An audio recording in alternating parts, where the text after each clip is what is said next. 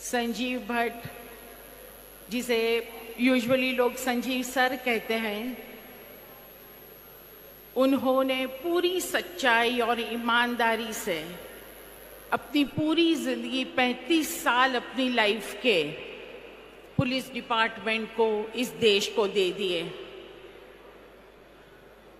उन्होंने सच्चाई से, ऑनेस्टी से अपनी ड्यूटी करी है और हमेशा ये ख्याल रखने की कोशिश की कि खाकी का रुतबा कम ना हो जाए।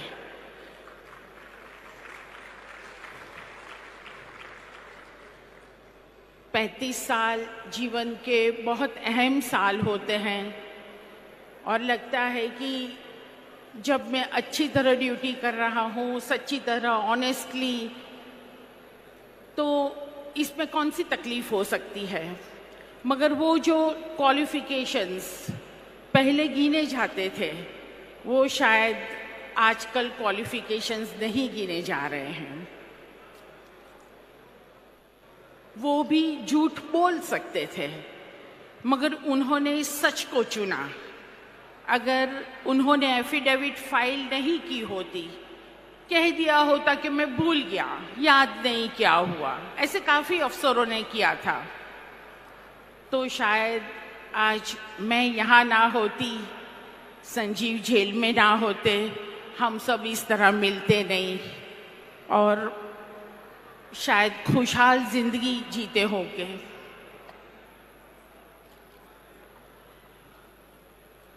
मगर उनको ये बात मंजूर तब भी नहीं थी, आज भी नहीं है। उन्हें एक लड़का जो आईआईटी टॉपर होता है, यूपीएससी में टॉप करता है, तो उसके जीवन के बहुत बहुत ज़्यादा सपने होते हैं। वो हर एक सपना कोई भी अपनी एक भी कमी की वजह से नहीं, मगर सिर्फ सरकार की सामने आवाज़ उठाने की वजह से कोई चूर चूर कर दे, कोई उसका घर तोड़ दे, उसकी फ्रीडम ले ले, उसको जेल में डाल दे एक गलत केस में, उसके फैमिली को डिस्ट्रॉय कर दे, तो इससे बड़ी शर्मनाक बात नहीं हो सकती। ये बुलडोजर वाली बात हमारे घर से शुरू हुई थी। अगर तब सब लोग इकट्ठा होके सामने आए होते तो शायद इतने बुलडोज नहीं होते फिर बाद में। आज हम लोग कितने सब केसेस में घिरे हुए हैं। एक केस 35 साल पुराना केस है, जिस केस में ना तो मेरे हस्बैंड ने किसी को पकड़ा, ना वो उनकी हिरासत में थे, ना उन्हें इंटरोगेट किया।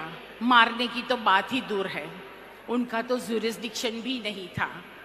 मगर फिर भी गलत तरीके से इस केस में संजीव भट्ट को फंसा दिया गया है और उनको लाइफ इम्प्रिजनमेंट की सजा दी है। The government has incarcerated my husband for a crime he never committed, vindictively, viciously and maliciously. आज संजीव सर यहाँ नहीं है, मगर उनकी लड़ाई मैं लड़ रही हूँ।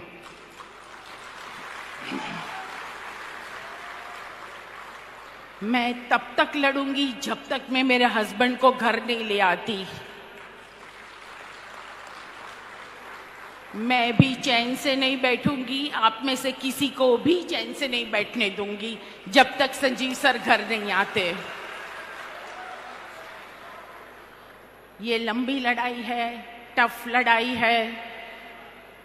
हम सब मिलते हैं, बातें करते हैं, मैं कई जगह जाती हूँ, कई लोगों से बातें करती हूँ, मगर उसके बाद क्या, वो सवाल है। इसके बाद हमें क्या करना है, इसके बाद हमें ये बात को कैसे ले जाना है, ये गवर्नमेंट को कैसे शर्मिंदा करना है कि ये घिनौनी हरकत ये एक अफसर के साथ की है, वो दूसरे के साथ ना कर पाए कल को। ये जो एग्जाम्पल सेट करना चाहते हैं वो हमें नहीं होने देना है। जुडिशरी पूरी कब्जे में कर ली है, बेल नहीं दे रहे। पिछले 5 साल से हमें बेल नहीं मिल रही है। हमारे जो वकील हैं, पीपी जो आते हैं सरकार की तरफ से, एक जो है वो अमित शाह का वकील हुआ करता था, और जो दूसरा है जिन्होंने माया कोडनानी जैसी उनको जेल से रिहा करवाया। लाखों रुपये सरकार खर्च करती है कि संजीव भट्ट बाहर ना निकले। तो सवाल ये भी पैदा होता है कि सरकार करोड़ों रुपये खर्च करके संजीव भट्ट को जेल में क्यों रखना चाहती है? इससे इतना क्यों डरती है ये सरकार कि ये बाहर आएगा तो क्या कर देगा? सच बोलेगा? सच्चाई से डरती है ये सरकार। मैं आज तक अकेली ऑलमोस्ट लड़ रही हूं। काफी थोड़े टाइम से आप सबका साथ मिल रहा है मुझे। मैं चाहूंगी कि आप लोग सब मेरे साथ मेरी ताकत बन के मेरी ये लड़ाई में मदद करें।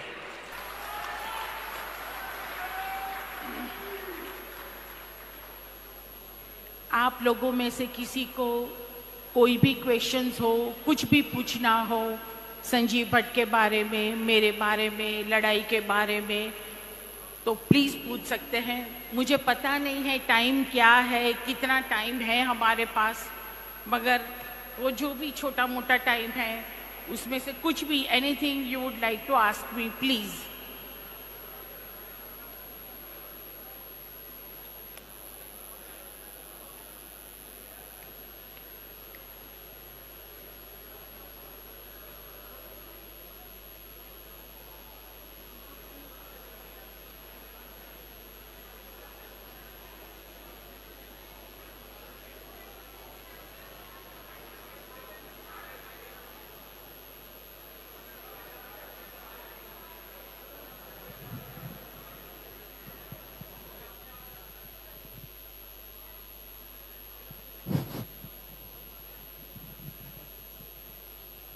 मैम, मेरा नाम पार्वती साहू है। मैं छत्तीसगढ़ रायपुर से हूँ।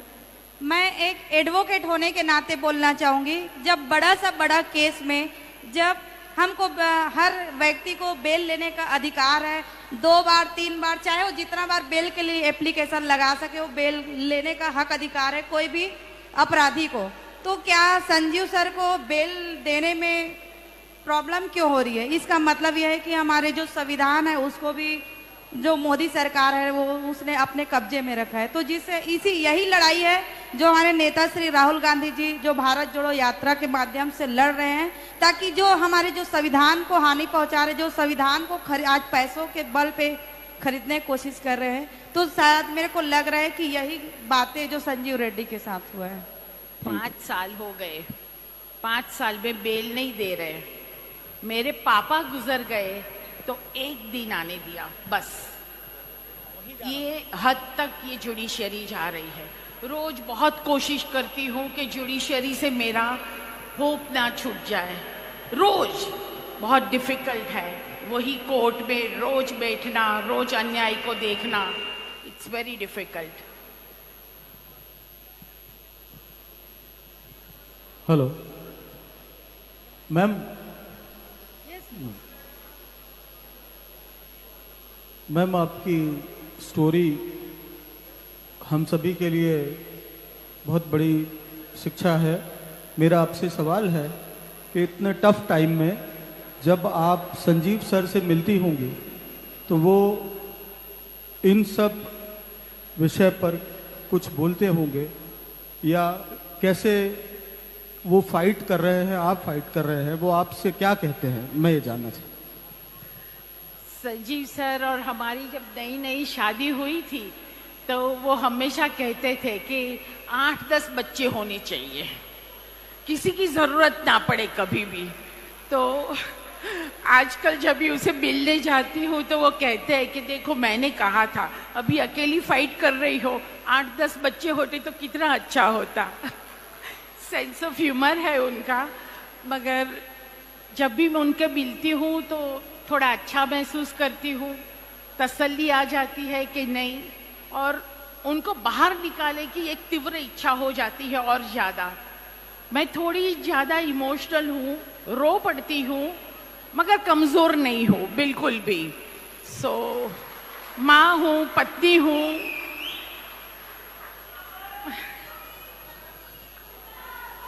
Ma'am,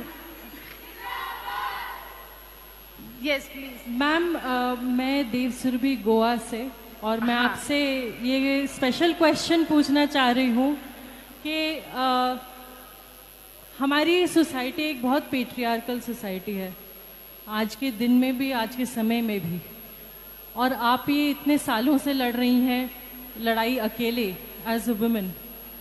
What are the challenges that you are facing from the judiciary and the extra political involvement?